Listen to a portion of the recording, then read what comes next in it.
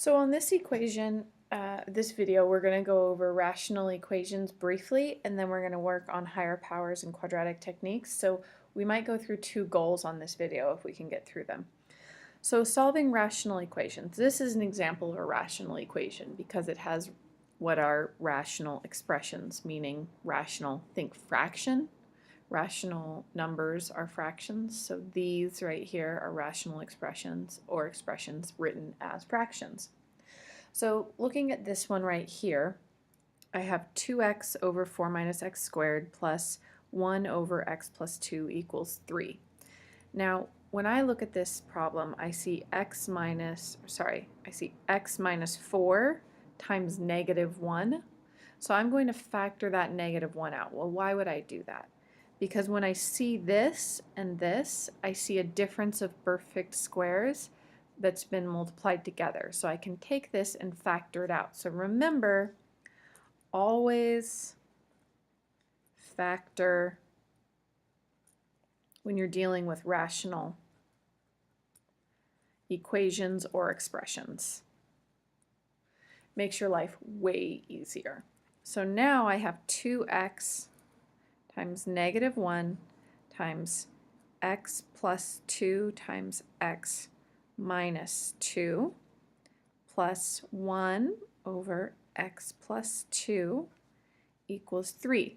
Now, in the past, some of the things that we've tried is we've made a common denominator, put these together, and made our lives really difficult.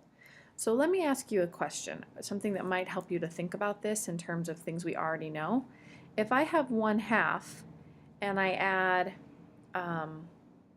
3/6, I get 1, right?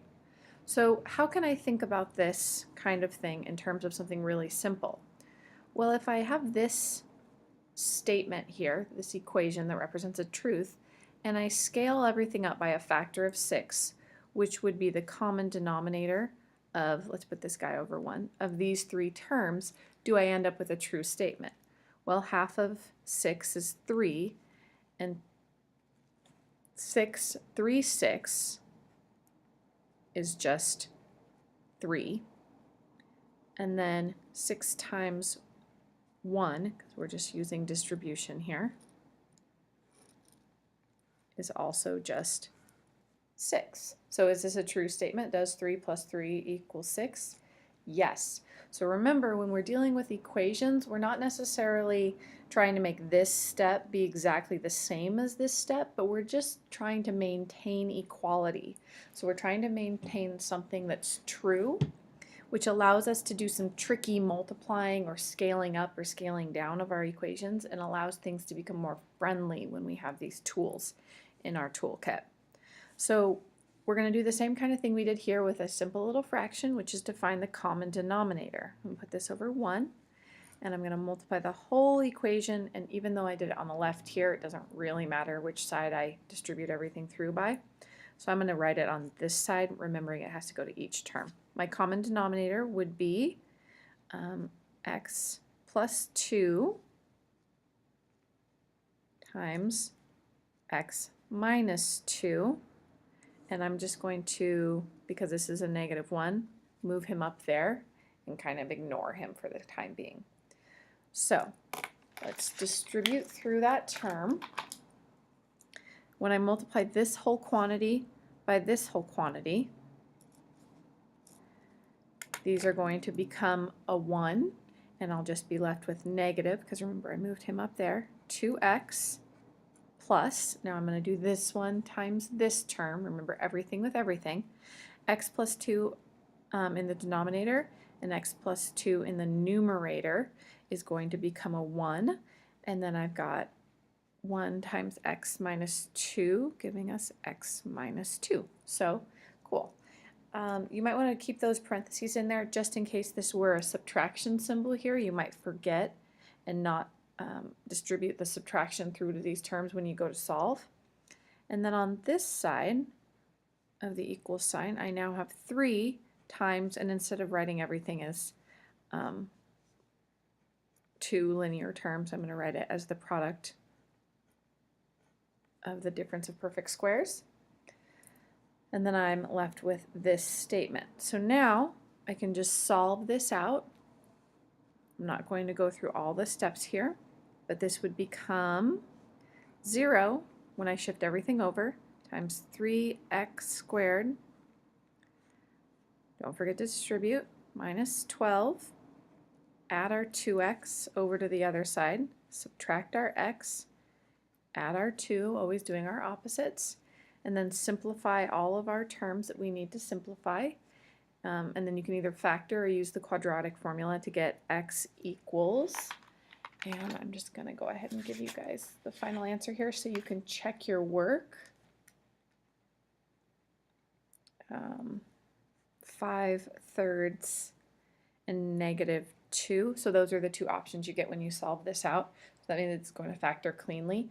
Don't forget, we still have to check for extraneous. Anytime we do that squaring thing or you multiply through by extra x's, it's always possible you're coming up with a number that doesn't actually exist. So you can do that by just plugging those terms back in and seeing if they work or not.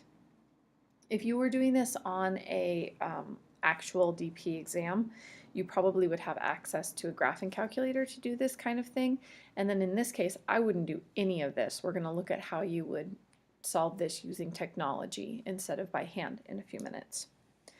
Okay, quadratic techniques. These are awesome. So let's say I have a higher power equation, something like 2m to the fourth minus 5m squared equals 2. So what happens if I move everything over to one side of the equation? Well, it kind of looks almost like a quadratic because this guy right here is double the size of this guy, and then this one is just a constant. So if we can tweak our equation to be in this format, we can replace whatever this whole thing is right here with an x. So let's look at what that looks like. So we're going to let this term that's going to be doubled be the x. So let m squared equal x, and then when we solve, we're going to have to come back and take that into account. So this is going to become 2x to the second to the fourth is just x squared minus 5x minus 2. Well, yay, that's something that I can deal with because it factors cleanly into 2x minus 1 times x minus 2. So that means x either equals 1/2 from this side, or it's possible that it equals 2. Now, remember this important fact. X isn't really our original expression, so I need to take m squared and replace it with every x once I have a value for x. So m squared either equals 1/2 or m squared equals 2. So how do we eliminate a square? We square root.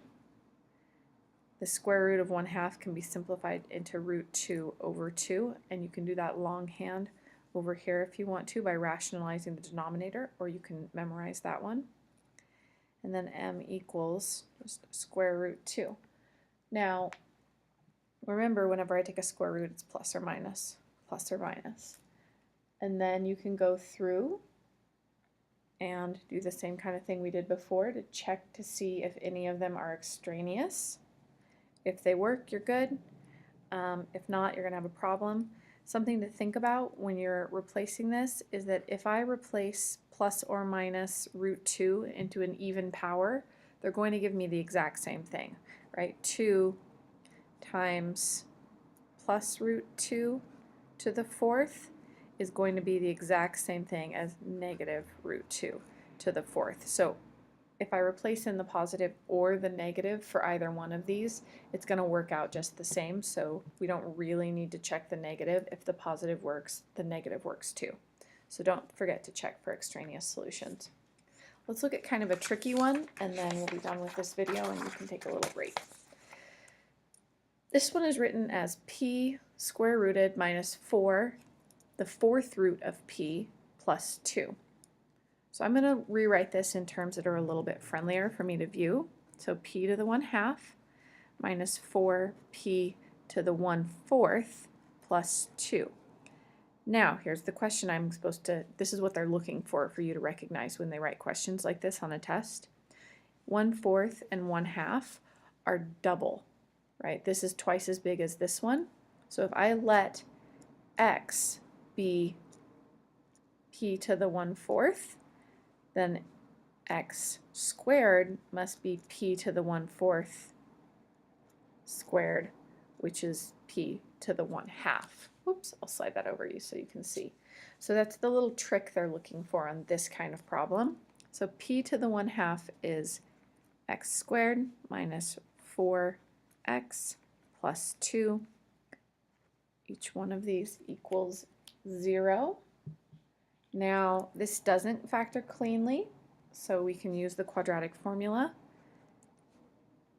Negative b, so positive 4 plus or minus radical b squared. Now negative 4 squared is just 16 minus 4 times 1 times 2 all over 2a, which is just 2 times 1.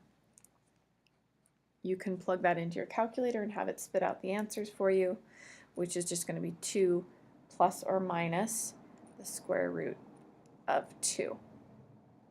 Don't forget to check.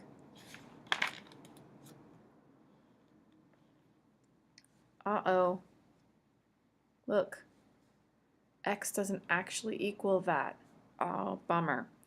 So we're going to replace x with p to the 1/4, so the fourth root of p is equal to 2 plus or minus root 2. So now what? Well, in order to figure out what p is, I have to get rid of this fourth root. And I do that by taking this to the 4th and this to the 4th.